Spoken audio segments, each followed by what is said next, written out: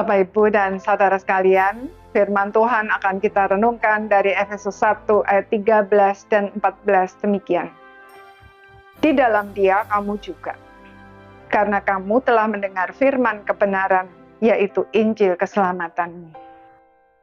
Di dalam Dia kamu juga, ketika kamu percaya, dimeteraikan dengan Roh Kudus yang dijanjikannya itu. Dan Roh Kudus itu adalah jaminan bagian kita sampai kita memperoleh seluruhnya, yaitu penebusan yang menjadikan kita milik Allah untuk memuji kemuliaannya. Saudara, Tuhan tidak hanya memberikan segala berkat rohani di dalam sorga, melainkan juga jaminan atau uang muka, yaitu Roh Kudus yang diam di dalam kita. Kita membutuhkan Roh Kudus sebagai jaminan, sebab berkat rohani tersebut masih merupakan benih yang membutuhkan waktu untuk bertumbuh dan baru akan diberikan secara penuh ketika Tuhan Yesus datang kembali nanti. Roh Kudus memampukan kita untuk percaya dan Dia memeteraikan kita sebagai milik Allah.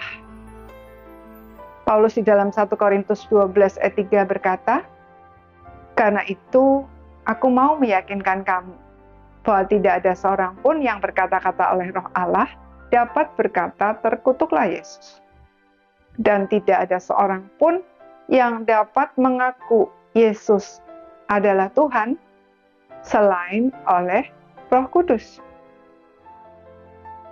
Saudara, ketika iman kita goyah karena menghadapi kenyataan hidup yang nampak tidak sesuai dengan harapan kita, Roh Kudus meyakinkan kita bahwa kita adalah anak-anak Allah.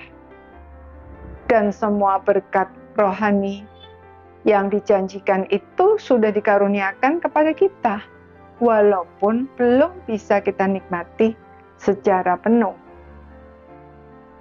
Paulus dalam Roma 8 ayat 15 dan 16 berkata, "Sebab kamu tidak menerima roh perbudakan yang membuat kamu menjadi takut lagi, tetapi kamu telah menerima roh yang menjadikan kamu anak Allah. Oleh roh itu kita berseru, ya Aba, ya Bapa." Roh itu bersaksi bersama-sama dengan roh kita bahwa kita adalah anak-anak Allah. Roh Kudus juga memberi kepada kita kuasa untuk berproses melalui pengalaman-pengalaman hidup kita, sehingga apapun yang terjadi dalam kehidupan kita tidak sia-sia, melainkan menghasilkan pertumbuhan yang membuat hidup kita semakin menyerupai Kristus. Dengan demikian, berkat-berkat rohani itu menjadi semakin nyata, dan kita bisa memuliakan Allah dalam segala situasi dan kondisi. Dengan kata lain, Roh Kudus adalah berkat terbesar yang Tuhan karuniakan kepada setiap orang percaya.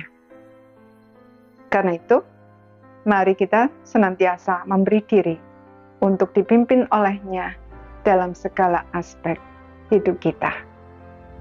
Paulus dalam 2 Timotius 1 ayat 14 berkata, "Peliharalah harta yang indah yang telah dipercayakannya kepada kita oleh Roh Kudus yang diam di dalam kita." Amin.